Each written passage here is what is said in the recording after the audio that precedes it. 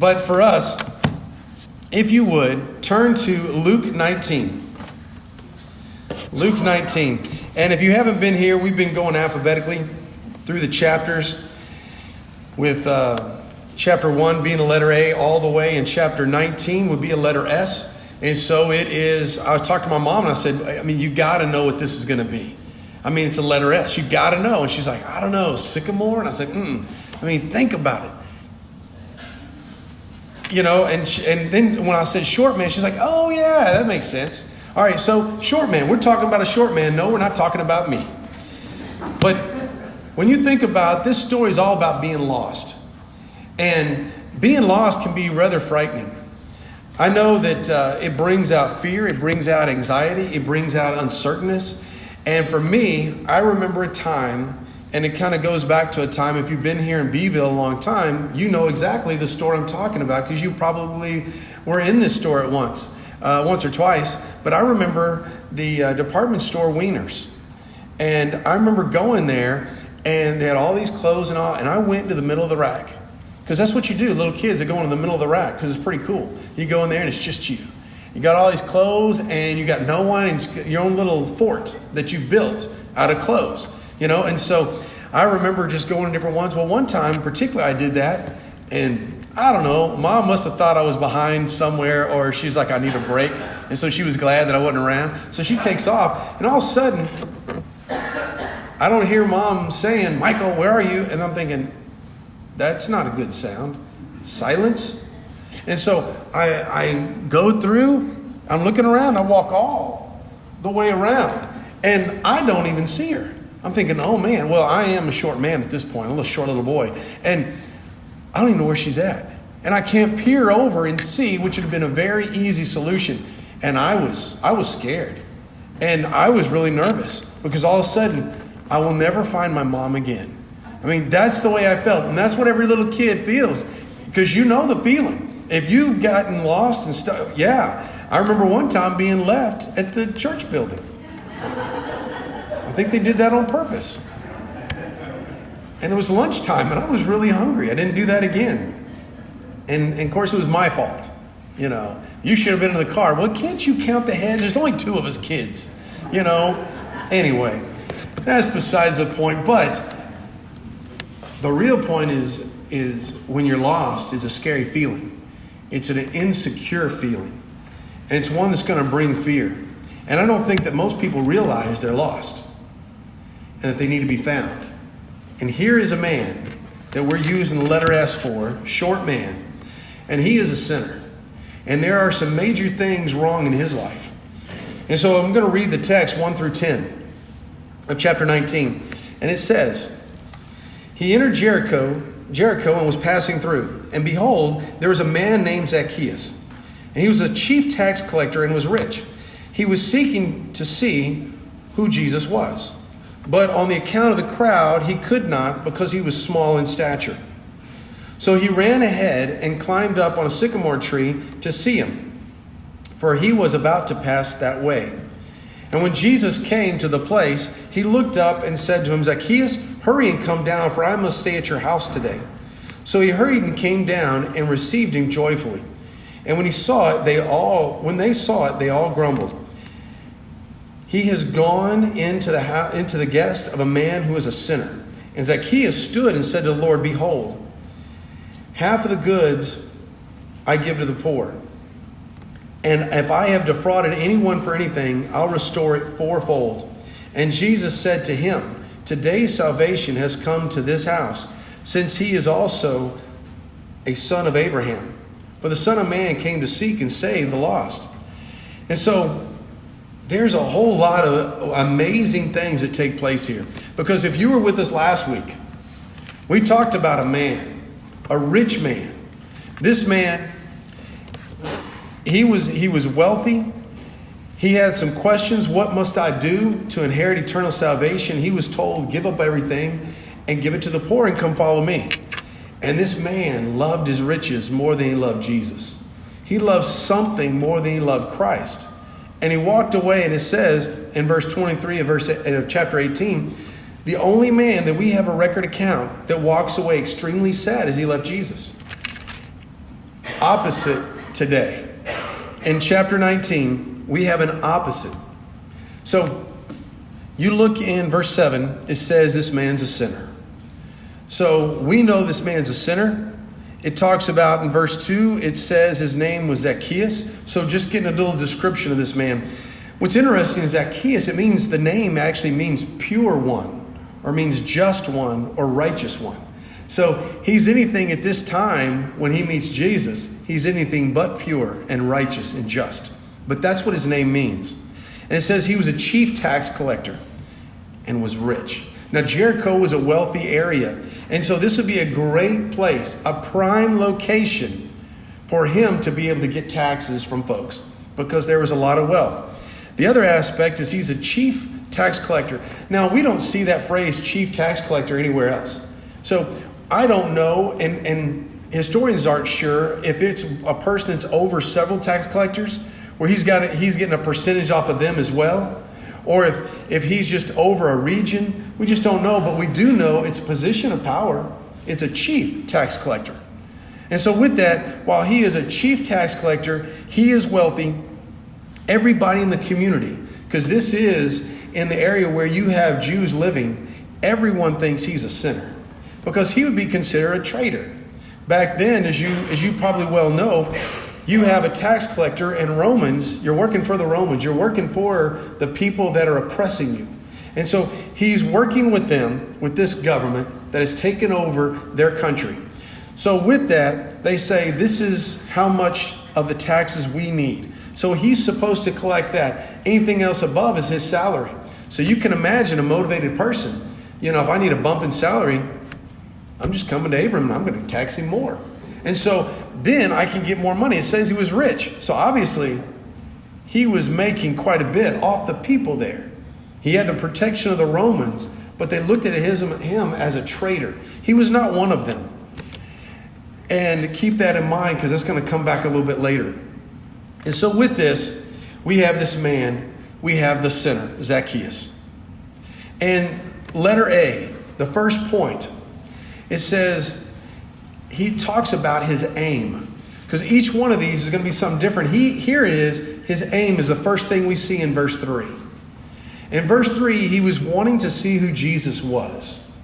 Now that's interesting because obviously he must have heard about the reputation of amazing, miraculous things that take place. He also would have heard about this guy is a friend to tax collectors and sinners. That would have been the reputation. He is kind to those folks. Because after all, in verse 10 it says he's seeking to save the lost. And so he would have known these things. And it also, he can't figure out and he can't see who is who. So he can't see who Jesus is. And so he wants to see who Jesus is. And so he decides, since he's short, he's going to do some climbing. But his first point is there's an aim to see who Jesus is. And that tells you a little bit about this man's heart. If you looked at the last chapter, the rich ruler, he wanted to go to Jesus and justify himself. This man is wanting to see the one that justifies. The next point, we see that there's action. So there's an aim and there's action. In chapter 19, verse 4, it says that he ran ahead because he's a small little guy. Now, the interesting thing is I was looking back to see the average height. I just want you to know, you guys have seen me. You stood beside me. You know how short I am. But back then in that day, I could have been a giant. At 5'8" stature, back then the average Jewish person back then in the first century was 5 feet tall. So can you imagine how short this man would have been?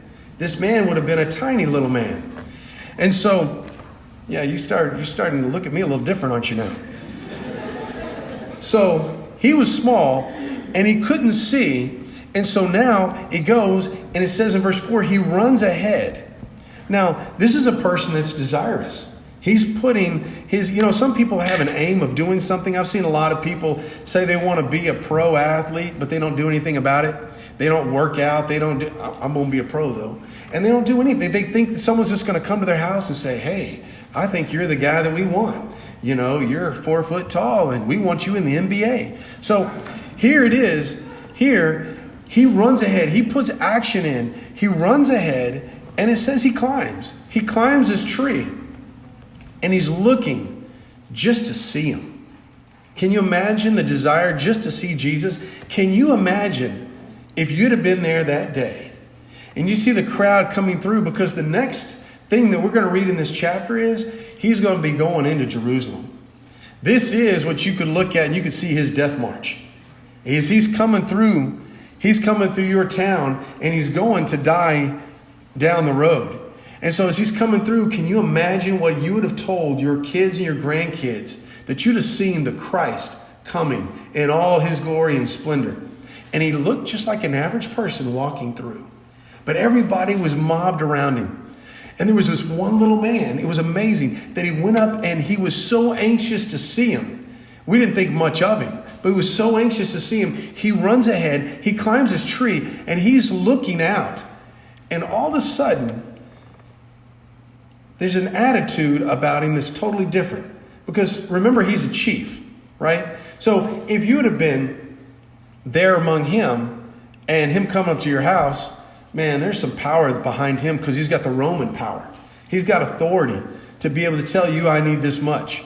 And you've got to give him this much. For him, the next point is attitude.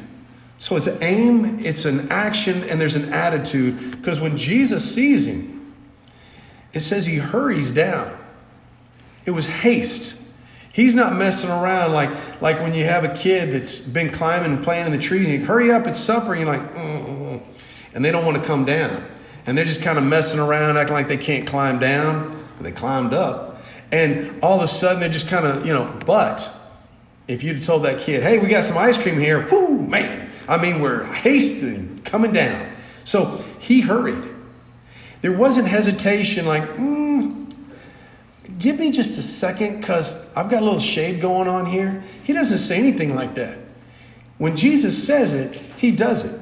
Think about that in our lives. If Jesus is saying something, do we kind of wait and say, yeah, I know what you're saying, but I want to wait because I'm just not convenient right now. I just don't feel like doing that right now. He tells us we're supposed to jump at it. He does. It says he hurried and he received Jesus with joy. He was so excited to spend time with Jesus. Now, can you imagine if he came to your house? I know some of you would be worried about what your house looks like. I know Charlotte came over my house to talk to me about something. I said, let me move this stuff. Okay, now you have a seat right there. Next time I'll have it, straightened up. She hadn't come over yet, so it's still not straightened. I've got some time left. But she's like, oh, stop. Well, that's probably what Jesus would have thought. It doesn't matter. But think about your life. If he came over to your house, what would he see? Because when you come to someone's house, you see the things that are important to them. You see all the things that are up on the wall. You see the things that they have purchased. You see things that are important to people. And what would he see if he came to your house today? What is the most important thing that you've got? Well, he was joyfully accepting him to come. He didn't say, hey, hang outside just for a second. Let me, straighten things up. It doesn't mention that at all. And so you see without hesitation, he's doing this. And then you see the Savior. And the Savior, the amazing thing is you see the action from him first. You see the action. It says that in verse 5, your outline may say verse 6. It needs to say verse 5. When Jesus came to the place, he looked up and he said to him. So Jesus is mobbed by this crowd. And as he's going through, he doesn't have to sit and spend time with one man that climbed a tree that's sitting on a branch. He could have just kept on walking. That's just one man right there. But he doesn't. It says he looked, and then he spoke to the man. And so Jesus goes out of his way, and you see he makes the first move here, doesn't he? He makes the first move. And he came down to this earth. In John 1, it talks about that. He made the first move there too. It says in Revelation, he's standing at the door knocking. He's making the first move for you as well. And here he makes the first move. He looks and he talks to him. And he calls him by name. Can you imagine? Jesus calling you by name? How glorious of a sound that would be. Everybody likes to hear their name being said. You know, it makes you feel like someone knows you, that you're important, that you matter, you're special. And Jesus, he didn't introduce himself. He knew his name, and he calls out his name. That would have been a game changer for Zacchaeus, because remember, he is a hated man among his own people. And he says, Zacchaeus, hurry and come down, for I've got to stay at your house today. Man, he just says, man, I'm coming over. I'm an unexpected guest, and I'm coming to your house. And he doesn't say, my life isn't in order yet. Can you come back at another time? He doesn't say that. So you see the action, and then you see the attitude in verse 5, where he invites him, he includes him, he is willing to have him. So if yours says verse 6, it's supposed to say verse 5. And then you can see the reason why he does this. It's because all of verse 10. Because the Son of Man came to seek and save the lost. That's his aim. His aim is to come and save us who are lost. He came to this world, as you could quote John chapter 3, verse 16, to save us. It talks about in Romans, at just the right time, he came to die for us. And so you see an aim, you see an action, an attitude from both the sinner and the Savior. But you can also see something else. You see what I think is a progression of faith from this man. You can look at a lot of different examples of when people meet Jesus, they're forever changed. And he is no different. He is going to be forever changed. You see, his life changes forever when he meets him, and his faith starts growing. He is changed. You see it by his attitude. You see it by his actions. And the question remains, can we see it with your attitude and your actions? Can this community see it in my attitude and my actions? He's finally beginning at the very end of these few verses, he's finally living up to his name. Pure one, righteous one, just one. He's finally doing it. Well, we have a name. Christ gave us a name called Christian. It means to be Christ-like. Are we living up to that name? Revelation, it says we're going to get a new name. And that's going to be an amazing time. It's talking about the fact that we have a belonging, that we belong with him. But you look at this progression of faith. You see, in verse 2, it says he's a chief collector, he's wealthy, and then in 7, it talks about, here in verse 7, it says he's a sinner. So he's a despised man. But you see, there's something different. Even though he's despised, he's a sinner, people don't like him. People can't stand him, actually. In verses 1 through 5, it talks about how determined he is. He's going to see Jesus no matter what. There's not going to be an excuse that gets in the way. There's not going to be I should have, but I'm tired. There's not going to be that. He's not going to make an excuse on the limitations of his height, how he was born, because he realizes that he was made in the image of God. So he is going to find a way. And so he's determined. And then it talks about, you can see here that he's delighted. In verse 6, he receives Jesus joyfully. And the best part is, you see there's a difference with him. Because you can see that progression of faith, you see there's a difference. And so going to looking at the last part of your outline, chapter 19, verse 3, it says he was seeking to see who Jesus was. So he was someone that was worth seeking. Jesus was someone that was worth seeking. And then in verse 4, he ran ahead and climbed a sycamore tree to see him. Well, he is someone worth running to. He's worth running for. He's worth climbing. He's someone that's worth running to. And in verse 6, it says he hurried down.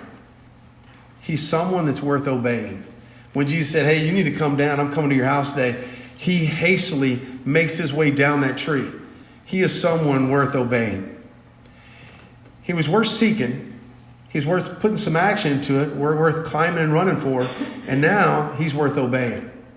It was just a curiosity to see what he was. Now I'm going to listen and I'm going to follow what he says. And then in verse 6, it says he received him joyfully. Now he is someone that's worth receiving. So you see this progression. He's interested. He's searching for him.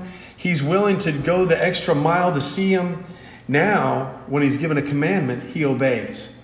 And he joyfully accepts. And then in verse 8, it says, behold, the half of my goods I give to the poor. And if I've defrauded anyone of anything, I restore it fourfold. Now he's someone worth changing for. And you see that progression of faith. And you look at our life. Has our faith been progressing that way? Here was a man that all of a sudden, he was wealthy. He's not wealthy by the time verse 8 is finished. Because he's given half of that wealth away to the poor that he didn't steal from. He's just given that away. And then the other half, he says, I'm going to give 4 times. Now, in Exodus chapter, we'll go back to Leviticus. Leviticus 6, it talks about if you steal from someone, you bring it back, everything, and then you give them an additional 5th. So you give them a 1/5 on top of that. That's not what he did, is it? He said fourfold, 4 times, 400%. So the next one is in Exodus chapter 22, verse 4, it says if you defraud someone, you give them double.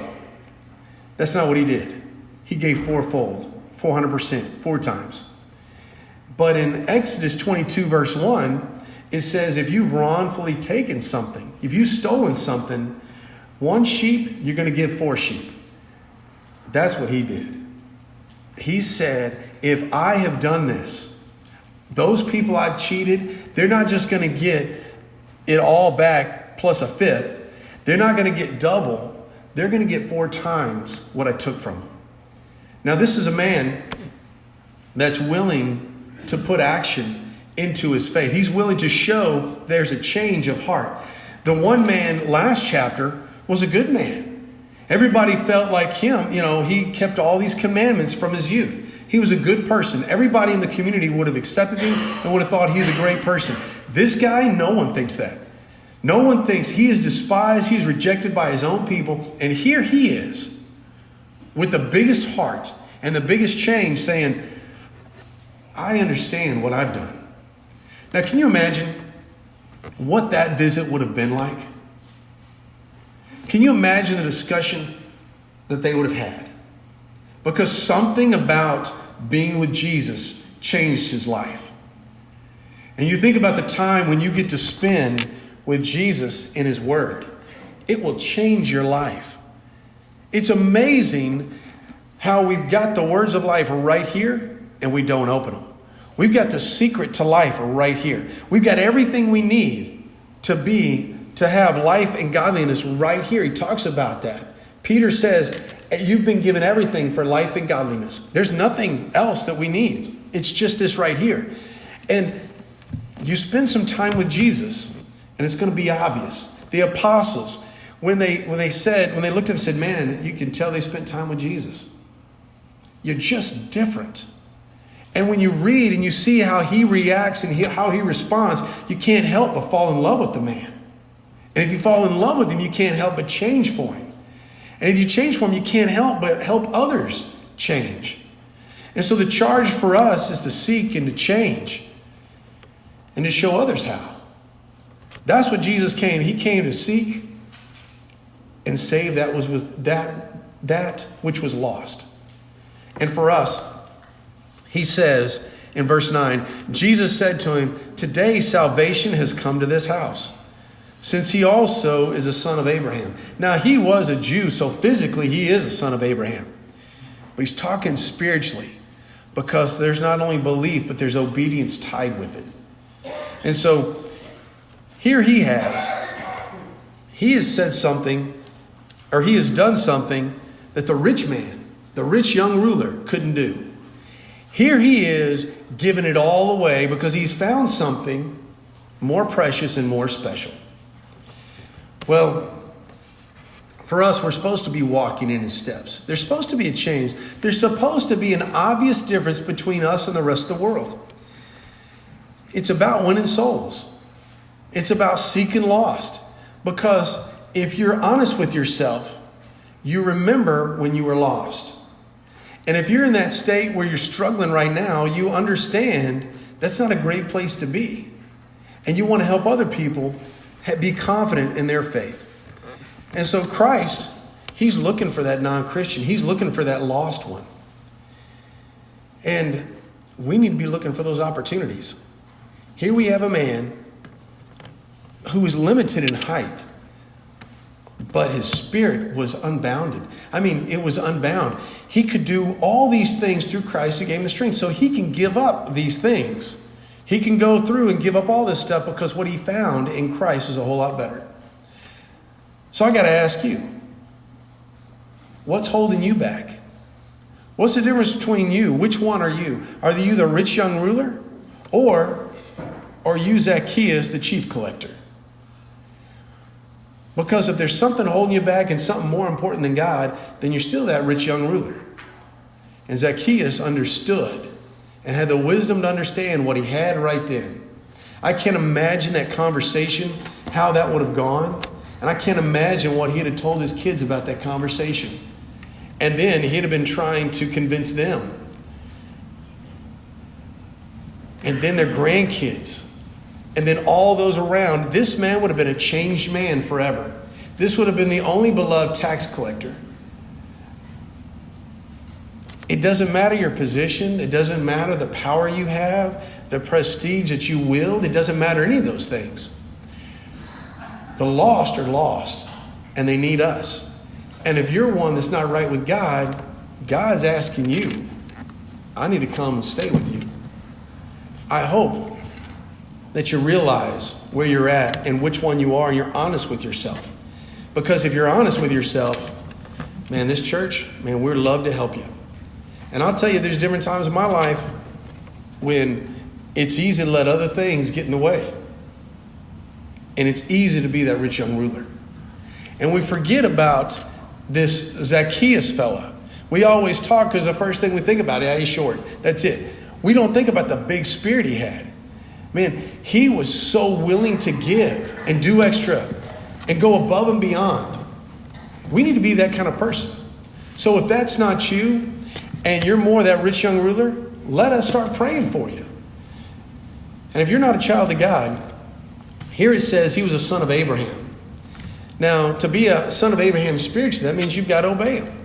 You've got to walk in his steps all the way, not just picking and choosing. So if you want to be a child of God today, then let's study exactly. And the reason why I say let's study about it every time when I get up and make an invitation is because if I tell you it's all about repenting, believing, confessing, being baptized, you're having to take my word for it. Let's look and see what it says in the text. Exactly how we become a child of God. And so let's study, because studying, then that's how you build your faith, as it talks about in Romans.